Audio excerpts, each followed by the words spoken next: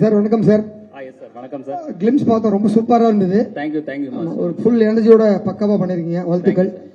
துரை செந்தில்குமார்ட்ட sir இந்த கேள்வி sir, படத்தினுடைய டைட்டில் லீடர் தெலுங்குல வந்து இந்த பாலகிருஷ்ணா படத்தோட டைட்டிலா தான்.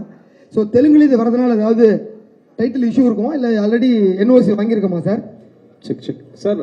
வணக்கம் சார். சார் லீடர் டைட்டில் வந்து அவரோட டைட்டில் இல்லை சார், அது முன்னாடி வந்த படம் சார். ஏவிஎம் ராணா சார் நடிச்சிருப்பாங்க, ஒரு பழைய இன்னும் கொஞ்சம் முன்னாடி வந்த படம் சார். லெஜெண்ட் படம் தான் அவர் பண்ணியிருந்தார் சார். லீடர் படம் தெலுங்குல இல்லை சார், அது முன்னாடி வந்த படம் தான்.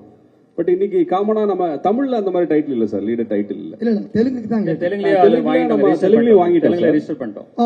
அது 2003-4ல வந்த படம் சார். அது ராணாவோட ஃபர்ஸ்ட் படம் leader. Legend sir. Yes sir. Yeah, இந்த ஃபிளேவர் ரொம்ப நல்லா இருக்கு. எஸ் சார், எங்க எல்லாத்துக்குமே பிடிச்சிருக்கு. ரொம்ப சந்தோஷம், வாழ்த்துக்கள். தேங்க்யூ. அண்ட் லீடர் அதே டைட்டில் பத்தி தான் கேள்வி.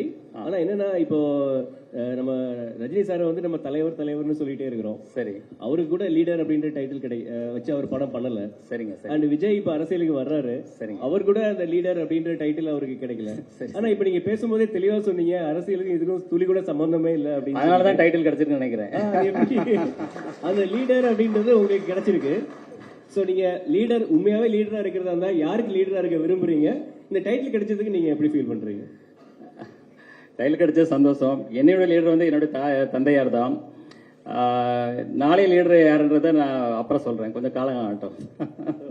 வாழ்த்துக்கள் சார். இங்க சார், இப்ப இருக்க ஜெனரேஷன்ல வந்து இப்போ ஒரு கொஸ்டின் இருக்கு சார். சார் இங்க சார், இங்க left side Melvin. Yes sir.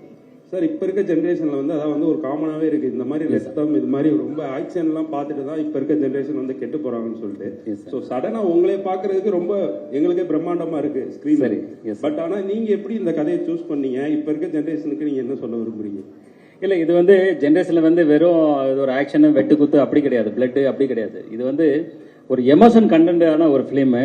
நீங்க அந்த படம் பார்க்கும்போது தான் தெரியும் இது எந்த அளவுக்கு இது ஒரு எமோஷன் கண்டென்டா. இது வந்து எவ்ரி ஒன் ஹார்ட், அது வந்து ரொம்ப டச் பண்ணும். அது வந்து அது படம் பார்க்கும்போது கண்டிப்பா நீங்க வந்து அது புரியும். இது வந்து கம்ப்ளீட்டா இது வந்து நீங்க சொன்ன மாதிரி பிளட் அந்த ஹிஸ்டரி அது மாதிரி போகாது. எமோஷன் கண்டென்ட்டா அவர் செய்யற வேலைகள், அவர் வந்து செல்ஃப் ப்ரொடக்ஷனுக்கு என்னென்ன பண்ண போறன்றது தான் இதுல இருக்கு சார். தேங்க்யூ. லெஜெண்ட் சார் இருக்கு இந்த கேள்வி. Yes sir. லெஜெண்ட் படத்துல கிளீன் ஷேவோட நடிச்சீங்க. இப்ப தாடி மீசையோட ஒரு கெட்டப். தனிப்பட்ட முறையில கேட்டா அந்த கெட்டப்போட இது வந்து சூப்பரா இருக்கு. Thank you thank you. உங்களுக்கு எந்த கெட்டப் பிடித்தமானதா இருக்கு? இல்ல, ஆக்சுவலி நான் வந்து அதை வந்து ஒரு வேற ஒரு ஃபிளேவர்ல அதை கொடுக்கணும்னு நினைச்சேன். அது சம்திங் அதுல வந்து சில டெக்னிக்கல் இஷ்யூ இருந்தது. இப்போ இது வந்து எல்லாருக்கும் பிடிச்சிருக்காங்க. ஸோ இதை வந்து நீங்களே சொல்லுங்க, வலைப்பேச்சில் நீங்களே சொன்னீங்க கொஞ்சம் தாடி மீசா வச்சா நல்லா இருக்குன்னு சொன்னீங்க. வச்சுட்டேன், அவ்வளவுதான், கொடுங்க. Legend sir. Legend sir.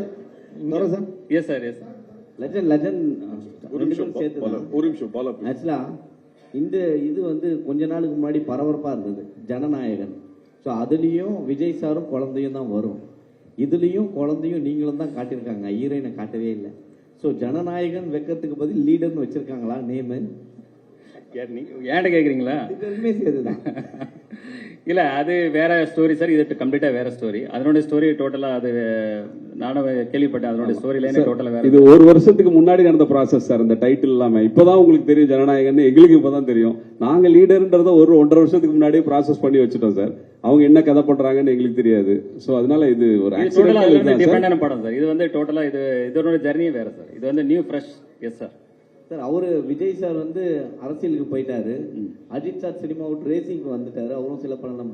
அந்த கேப்ல இப்போ வந்து எல்லாருமே லெஜெண்ட் வந்திருக்காருன்னு சொல்லிட்டு இருக்காங்க. இதை எப்படி பாக்குறீங்க? இல்ல, நான் அதான் நான் சொன்ன மாதிரி எதுலையுமே ஒரு முழு முயற்சியோட இறங்குவேன். அதே போலதான் இதுல இறங்கியிருக்கோம், அதை செயல்படுத்தி இருக்கோம். அதை வந்து ஜனங்களுக்கு பிடிக்குன்ற நம்பிக்கையோடு நாங்க செயல்பட்டு இருக்கோம் சார். பரத். லெஜெண்ட் சார், நீங்க சார் இங்க எஸ் சார். Yes sir. சொல்லுங்க சார். Yes sir. ஒரு படம் முடிச்சுட்டு அடுத்த படம் ஒரு பெரிய கேப்புக்கு அப்புறம் திருப்பி பண்றீங்க.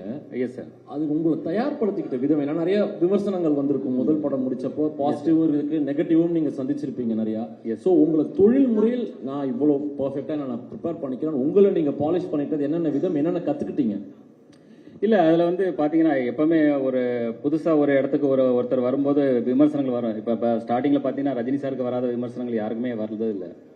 ஸோ விமர்சனங்கள் வந்து வந்தாலும் நம்ம வந்து ஒரு நம்பிக்கையோட நம்மளுக்கு ஒரு இலக்கு தெரியும், அந்த இலக்கை நோக்கி நம்ம பயணிக்கும் போது நம்ம கிளியரா மைண்ட் அதை நோக்கி பயணிக்கும் போது அது வெற்றி கிடைக்கும் போது அந்த விமர்சனங்கள் அப்படி பாசிட்டிவா மாறிடும். இதுதான் என்னுடைய கொள்கை. Sir legend sir. Yes sir.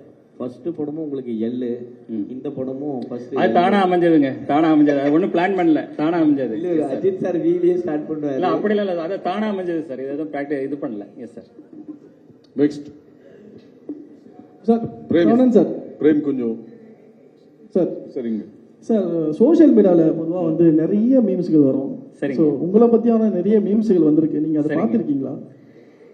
இல்ல அது பாதர் பண்றது இல்ல. ஏன்னா எனக்கு தெரியும், என்னுடைய இலக்கு எனக்கு தெரியும். அதனால அதை பெருசா நான் பாதர் பண்றது இல்லை. நான் என்ன இலக்கு நோக்கி பயணிச்சுட்டே இருப்பேன். ஸோ அந்த இலக்கை அடையும் போது ஆட்டோமேட்டிக்கா அது வந்து அப்போ புரியும். அது வந்து வாட் இஸ் நான் என்ன நினைக்கிறேன், நான் என்ன செஞ்சேன்றது எனக்கு புரியும். That's all.